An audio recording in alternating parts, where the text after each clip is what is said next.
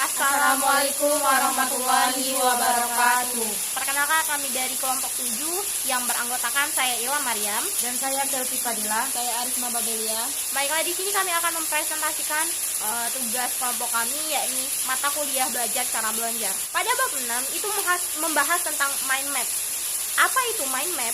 Mind map atau peta pikiran adalah grafik, metode penyimpanan jaringan, mengatur dan memprioritaskan informasi biasanya di atas kertas menggunakan kata-kata dan gambar kunci atau pengicu yang masing-masing akan menjepret ingatan spesifik dan dorongan baru dan ide-ide.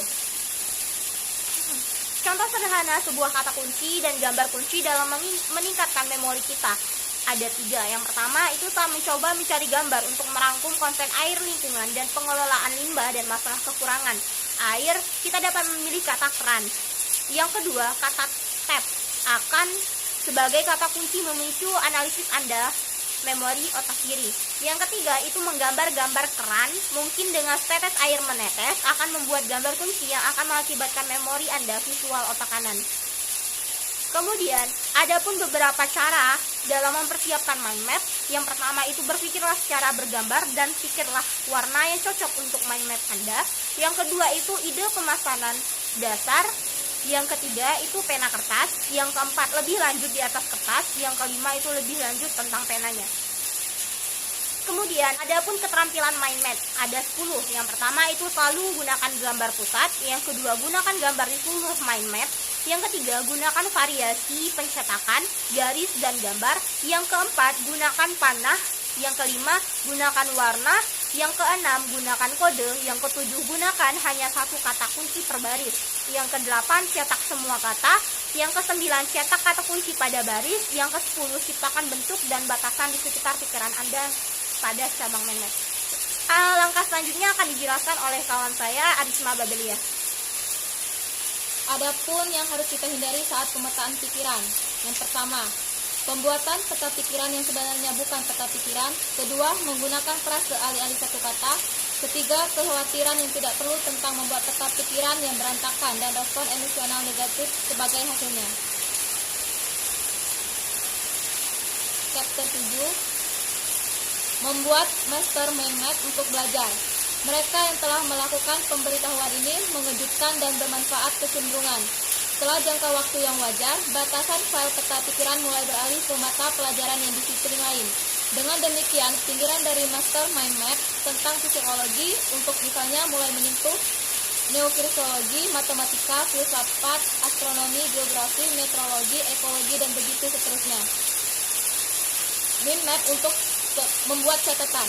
Metode mind map untuk penyimpanan informasi dan pengambilan mengikuti prinsip yang sama seperti membaca cepat, dan itu telah dirancang untuk bekerja bersinergi dengan otak Anda, yang mana artinya tingkat pengetahuan Anda tidak akan semakin meningkat menggunakan mereka.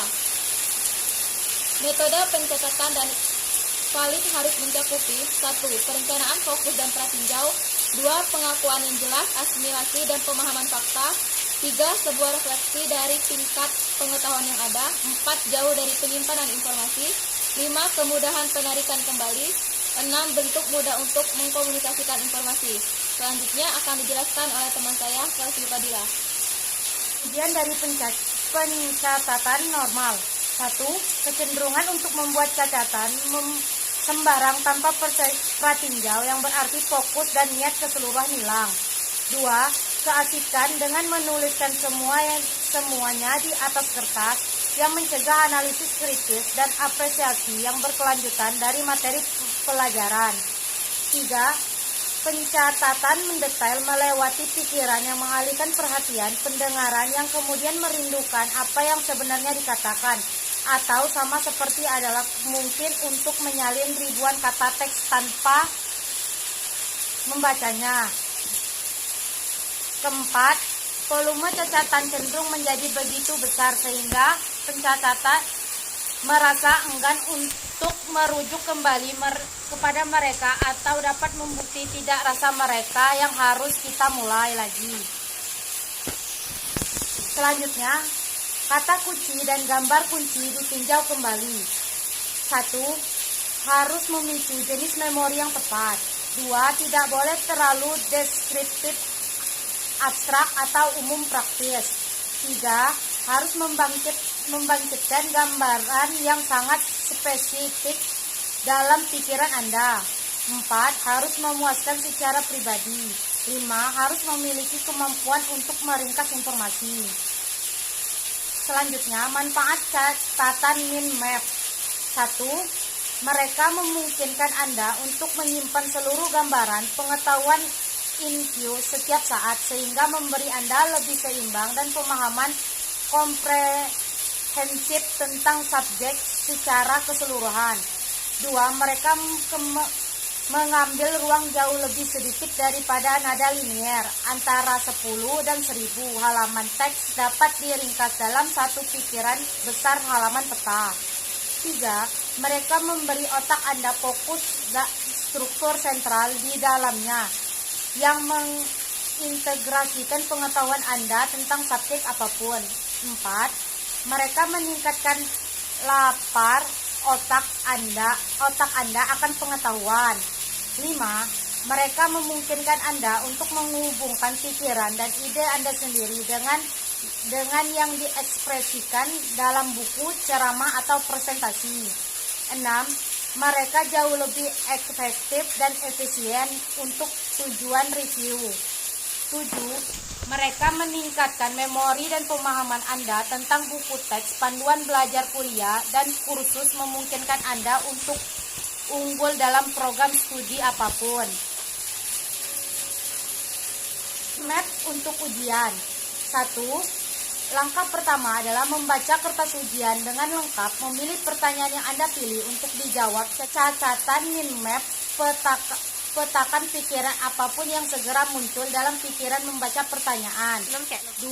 Selanjutnya, Anda harus memutuskan dalam urutan apa yang akan Anda jawab terlebih dahulu dan berapa banyak waktu yang akan Anda curahkan.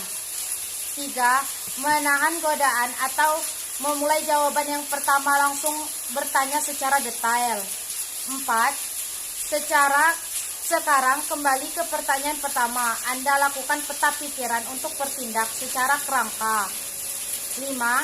Anda membangun jawaban Anda atau membaca jawaban Anda akan menemukan bahwa Anda lebih mulai merujuk saling ke seluruh struktur pengetahuan Anda. Kemudian menggunakan dengan baik mengatur catatan mind map isi dari seluruh buku teks. Pertama itu kita mulailah pada jam 10 pagi setelah berolahraga setengah jam sesi peragangan. Kedua, itu dengan cepat menelusuri teks yang akan dipelajari selama 15 menit. Yang ketiga, itu kita beristirahat, bermain game ataupun bersantai selama 15 menit. Yang keempat, putuskan berapa banyak waktu yang disediakan untuk belajar dan istirahat, dan bagi menjadi beberapa bagian untuk menutupi bagian yang sesuai dengan materi. Itu selama 10 menit. Kemudian yang kelima, mind map pengetahuan Anda saat ini tentang subjek, baik tujuan ataupun sasaran, bahkan pertanyaan yang ingin Anda jawab. Itu sebanyak 20 menit. Kemudian yang keenam itu istirahat lagi selama 5-10 menit. Yang ketujuh, kita ambil gambaran umum singkat dari buku teks yang telah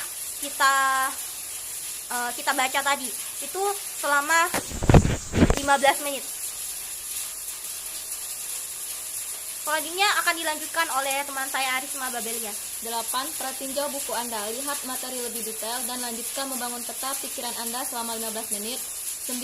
Istirahat makan siang selama 60 menit. 10. Ini adalah tahap wawancara di mana Anda bisa berdiskusi. 10. Ini adalah tahap wawancara di mana Anda bisa berdiskusi dan selesaikan masalah Anda dengan orang lain dalam kelompok belajar Anda selama 30 menit. 11. Istirahat selama 5-10 menit. 12. Tinjau ulang buku Anda, atasi masalah yang belum terselesaikan atau pertanyaan yang mengisi rincian akhir pada peta pikiran Anda selama 30 menit. 13. Istirahat 5-10 menit. 14. Ini adalah pertukaran yang dilakukan anggota kelompok belajar sekarang dari peta pikiran Anda sendiri. Ringkasan lengkap tentang apa yang telah dipelajari dari teks pelajaran khusus Anda. 15. Pada pukul 4 atau 5 sore, Anda semua memiliki 4 buku baru informasi di kepala Anda, di kepala Anda, dan satu-satunya hal yang perlu Anda lakukan dengan teks sebenarnya adalah memiliki sedikit memahami. penelusuran untuk ditambahkan peta pikiran Anda selama tahun mendatang. Baiklah, itulah hasil presentasi dari kelompok kami. Kami rasa sekian. Terima kasih.